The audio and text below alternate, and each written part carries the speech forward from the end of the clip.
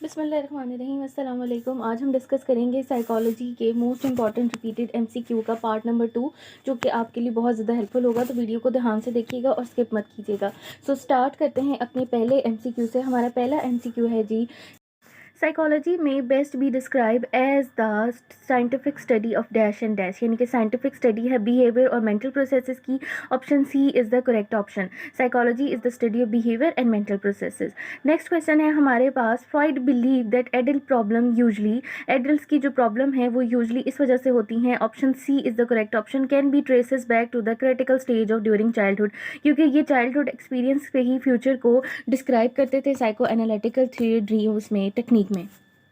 अब हम बात करते हैं थर्ड क्वेश्चन की, गेस्टाल्ट थ्योरी एम्फसाइजेस। अब द गेस्टाल्ट थ्योरी एम्फसाइजेस, ये रिपीटेड क्वेश्चन है। इसका ऑप्शन डी है, our tendency to see the patterns, ये है इसका करेक्ट ऑप्शन, यानी कि ऑप्शन डी। अब हम बात करेंगे question number 4, whereas the dash ask what happen when an organism does something, the dash ask how to how and why. अब इसमें जो है दो स्कूल ऑफ थॉट के बारे में पूछा गया, वो मैं आपको बताती हूँ कौन कौन से हैं।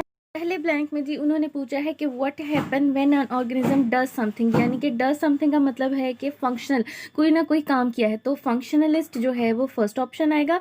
और दूसरा जो है वो है they dash asked how and why, क्यों और कैसे, यानी कि स्ट्रक्चर के ऊपर डिपेंड करती है, तो स्ट्रक्चरलिस्ट की बात आएगी, यानी कि option D is the correct option. Functionalist and the structuralist is the correct option of question number 4। अब हम बात करते हैं जी क्वेश्चन नंबर 5 की। क्वेश्चन नंबर 5 है जी, the dash lobe is the hearing on occipital lobe is to for the vision, यानी कि हेयरिंग का पूछा है, तो हेयरिंग जो होती है जो वो टेम्पोरल लोब से होती है। टेम्पोरल लोब वो जो तो होता है जो हमारे कान के ऊपर वाला हिस्सा है, उसको टेम्पोरल लोब कहते हैं। ठीक है जी। आपको question number 6, reflexes are usually controlled by the spinal cord. Spinal cord जो होती है वो नर्व रिफ्लेक्सेस को जो है कंट्रोल करती है, जो ऑल ओवर द बॉडी जितनी भी रिफ्लेक्सेस होती हैं उनको स्पाइनल कॉर्ड जो होती है वो रिस्पॉन्स करती है, स्पाइनल कॉर्ड ही डिटेक्ट करती है।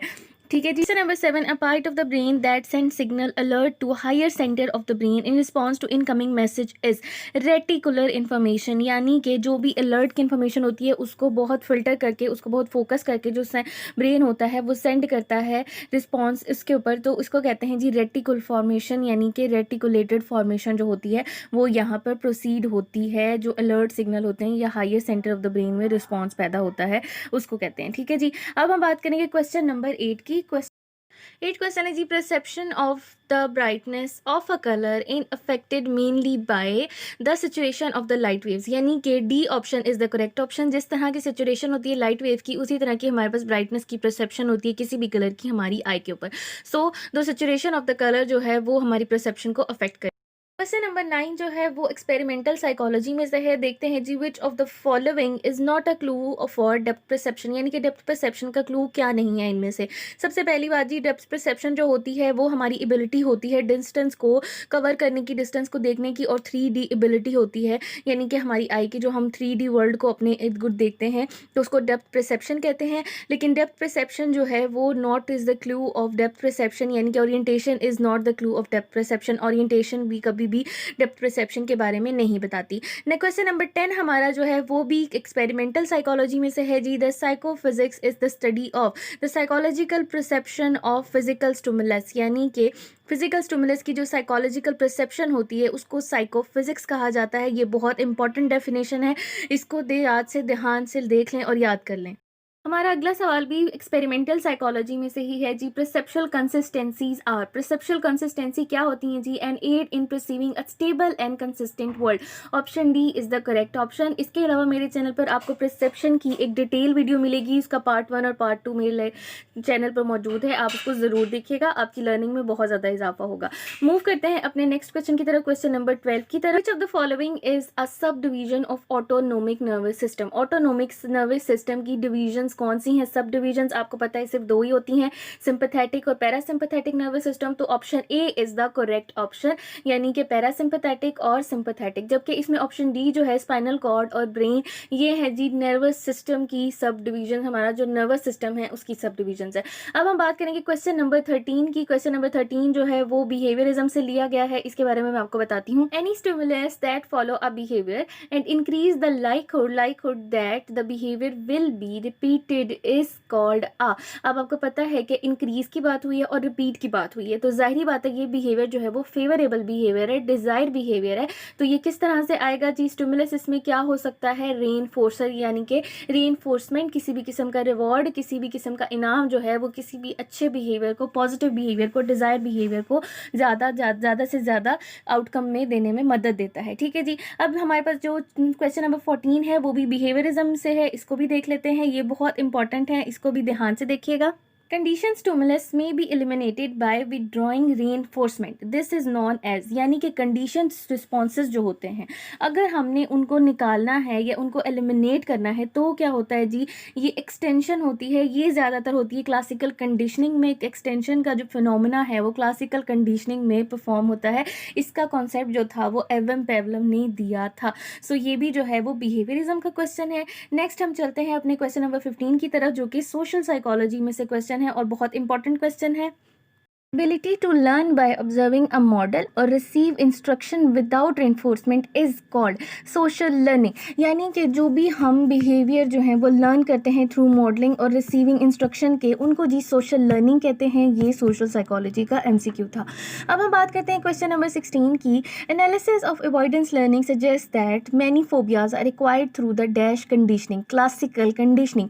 ये भी बिहेवियरिज्म का क्वेश्चन है। वो कह रहे हैं कि काफ़ी सारे फोबिया जो होते हैं वो एक्वायर्ड किए जाते हैं क्लासिकल कंडीशनिंग से, क्योंकि इसमें जो हमारे पास गिवन स्टिमुलस होता है उसको न्यूट्रल स्टिमुलस के साथ हम मैच कर जो है वो रिस्पॉन्स इवॉक करते हैं। नंबर 17 है जी, the James Lange and the body reaction theory of emotions says you react with your body first then you feel emotions. यानी कि आप जो होते हैं किसी भी इमोशन को इस तरह फील करते हैं जब आपकी बॉडी रिएक्ट करती है पहले, उसके बाद आप उस इमोशन को फील करते हैं। ठीक है जी, ये जी कॉन्सेप्ट है इमोशन थ्योरी का।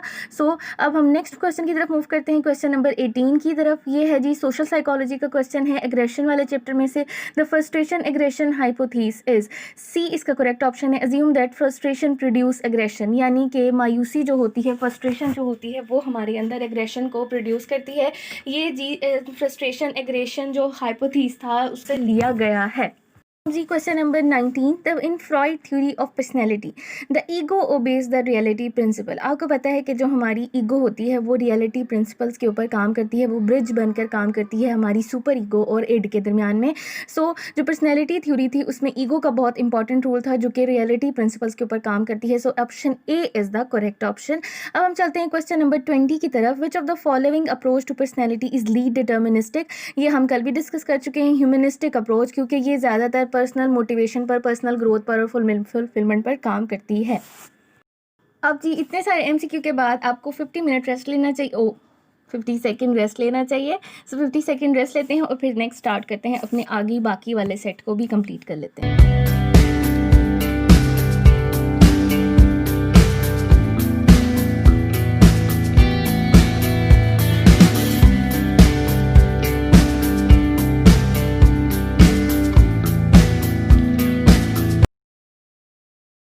Question number 21. The children increase skill at using his muscle is due to chiefly to maturation। जैसा ही बच्चे के अंदर मैचुरेशन होती है, ग्रोथ प्रोसीड करती है, डेवलपमेंट प्रोसीड करती है, तो उसके जो स्किल होते हैं वो इंक्रीजिंगली बढ़ना शुरू हो जाते हैं, वो मोटर स्किल्स को सीख लेता है। मसल से रिलेटेड जो होगा वो हमेशा मोटर स्किल्स होंगे।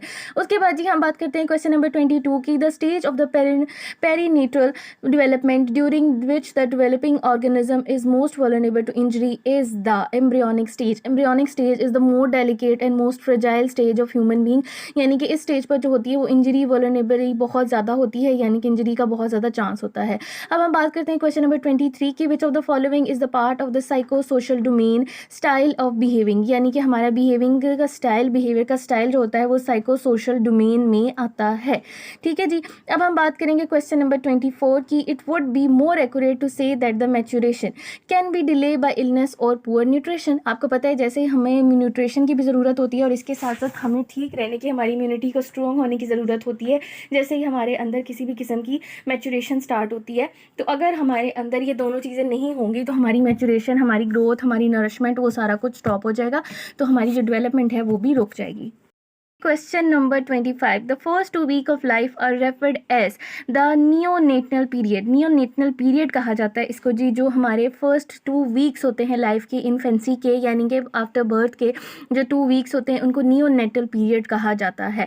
अब जी question number 26. An individual become a member of social group through the process of socialising. आपको पता है सोशलाइजिंग के थ्रू हम किसी भी चीज़ की मेंबरशिप को, किसी भी ग्रुप की मेंबरशिप को अचीव करते हैं. So socialising is the correct option. Option B is the correct option. Next, move to the 27. When a researcher tests several group of people at the same time, each group at the different age, he is conducted dash studies. He is conducted cross sectional studies, यानी कि cross sectional study जो होती हैं वो same time पर होती हैं लेकिन डिफरेंट एजेस पर होती हैं. So cross sectional study is the correct option. Number 28. Question number 28 is the पियाजे स्टेज फॉर इन्फेंसी. ये बहुत आसान सवाल है. आपको पता है पियाजे की जो सेंसरी स्टेज है, सेंसरी मोटर स्टेज, उसको कहा जाता है जी इन्फेंसी की स्टेज, यानी कि इसमें सेंसर्स और मोटर स्किल्स जो होते हैं वो काम करते हैं और सेंसरी मोटर थॉट्स इसका करेक्ट ऑप्शन है, यानी कि option D is the correct option. Question number 29. Job satisfaction is enhanced by tasks that are challenging but not overwhelmed. यानी कि ऐसे टास्क जो कि चैलेंजिंग होते हैं लेकिन बर्डनाइज नहीं करते आपको, वो हमारी जॉब सेटिस्फेक्शन को इंक्रीज करते हैं. ये ऑर्गेनाइजेशनल साइकोलॉजी में से लिया गया है. अब हम चलते हैं जी क्वेश्चन नंबर 30 पर. Basic characteristic of a task that result in social loafing is that they are additives. ये क्वेश्चन जो है जी सोशल साइकोलॉजी से हमें लिया गया है. इसका पहला आंसर जो है वो ठीक है, यानी कि is the correct answer. We move toward the question number 31. The process by which trained professionals use psychological methods to help people with psychological problem is known as. अब ये बहुत आसान सा सवाल है जी. साइकोलॉजिकल मेथड और साइकोलॉजिकल प्रॉब्लम को जब एक प्रोफेशनल ट्रेंड बंदा डील करता है तो ज़ाहिरी बात है वो साइकोथेरेपी दे रहा है. साइकाइट्री को कभी भी टिक मत कीजिएगा क्योंकि इसमें थेरेपी की बात है, इसमें प्रॉब्लम को सॉल्व करने की बात है. So psychotherapy is the best correct option. Question number 32. Albert Ellis and Aaron Bach are named associated with the dash therapy approach. Cognitive therapy approach are given by the Albert Ellis and Aaron Bach. इन दोनों ने काम किया था cognitive therapies पर. So cognitive therapy जो है वो correct option है. Number 33. An affective disorder in which person swing from one mood extreme to another is classified as. आपको पता है जब मूड स्विंग्स आते हैं या एक्सट्रीम मूड कन्वर्जन्स होती हैं तो हमारे पास जो डिसऑर्डर होता है वो ना मैनिक होता है ना डिप्रेसिव होता है बल्कि बाईपोलर डिसऑर्डर होता है. बाईपोलर डिसऑर्डर जो है वो मूड डिसऑर्डर है. So bipolar disorder is the correct option. Question number 34. The leading cause of mental retardation is believe to be inherent traits, यानी कि हमारे जो इनहेरेंट ट्रेट्स होते हैं उनकी वजह से मेंटल रिटार्डेशन जो है वो बढ़ती है. ये लीडिंग कॉज है उसका. सबसे ज़्यादा इनहेरिटेंस जो है वो रोल प्ले करती है मेंटल रिटार्डेशन के अंदर. ठीक है जी. Question number 35. क्वेश्चन नंबर 35 है people who consistently come up with dash explanation of event are more prone to depression pessimistic. यानी कि जो लोग ज़्यादा डिप्रेसिव बातें करते हैं या पेसिमिस्टिक अप्रोच यूज़ करते हैं, ना उम्मीदी की तरफ ज़्यादा होते हैं और एक्सप्लेनेशन ऑफ इवेंट भी ना उम्मीदी में देते हैं, हर चीज़ से मायूस होते हैं, नेगेटिव चीज़ों को सोचते हैं, तो वो डिप्रेसिव ऑर्डर के ज़्यादा शिकार होते हैं. अब हम चलते हैं क्वेश्चन नंबर 36 की तरफ. जी इससे 36 है जी. अकॉर्डिंग टू द पियाजे the process of building mental representation of the world through direct interaction is called adaptation. यानी कि हम अडेप्टेशन जो बनाते हैं वो हमारी मेंटल रिप्रेजेंटेशन को जो है वो डायरेक्ट इंटरेक्शन के थ्रू बिल्ड करती है. तो adaptation is correct option. Question number 37. Intelligence can be define as. Intelligence जो होती है जी is define as the ability to think abstractly and learn from experience. यानी कि एब्स्ट्रैक्टली हमारी जो एबिलिटी है थिंक करने की, चीज़ों को इमेजिन करने की और उसके बाद लर्न करना एक्सपीरियंसेस से, तो ये हमारी होती है जी इंटेलिजेंस यानी अक्लमंदी. अब हम बात करते हैं क्वेश्चन नंबर 38 की. When people are dash they have lost touch with reality. यानी कि जब पीपल मतलब ऐसे लोग जो कि रियलिटी से अपना टच या रियलिटी को मानना छोड़ देते हैं, रियलिटी में एग्जिस्ट करना छोड़ देते हैं, तो ऐसे जो पेशेंट्स होते हैं, ऐसे जो क्लाइंट होते हैं उनको साइकोटिक कहते हैं. न्यूरोटिक नहीं कहते बल्कि साइकोटिक कहते हैं. So option C is the correct option. Question number 39 की थोड़ा ट्रिकी क्वेश्चन है. Which of the following clinical process are based in part on classical conditioning. यानी कि क्लासिकल कंडीशनिंग में कौन सा ऐसा पार्ट है जो कि क्लिनिकल प्रोसीजर को पर बेस करता है. ये है जी सिस्टमेटिक डीसैनिटाइजेशन. सिस्टमेटिक डीसैनिटाइजेशन में जो होता है क्लासिकल कंडीशनिंग का जो एक रिस्पॉन्स होता है उसको ख़त्म कर दिया जाता है. ठीक है जी. अब हम बात करते हैं अपने लास्ट क्वेश्चन की। लास्ट क्वेश्चन है जी question number 40। Illness that seem to be result from an interaction of physical and psychological factor are called psychosomatic, यानी कि इसमें हमारे पास साइको का मतलब हमारा जो माइंड या ब्रेन जो भी है वो इसमें इवॉल्व होगा, और दूसरा जो है सोमेटिक का मतलब होता है हमेशा बॉडी, यानी कि हमारे बॉडी सेल्स, हमारे ऑर्गन्स, इनको सोमेटिक कहते हैं साइंटिफिक टर्म में। So psychosomatic is the correct option. सो ये थी मेरी आज की वीडियो। उम्मीद करती हूँ आपकी आज की वीडियो भी बहुत ज़्यादा आपके लिए हेल्पफुल होगी। सो मेरी वीडियो को लाइक करना ना भूलिएगा और चैनल को सब्सक्राइब ज़रूर कीजिएगा। इसका नेक्स्ट पार्ट में बहुत जल्द अपलोड करूँगी, यानी कि पार्ट नंबर 3।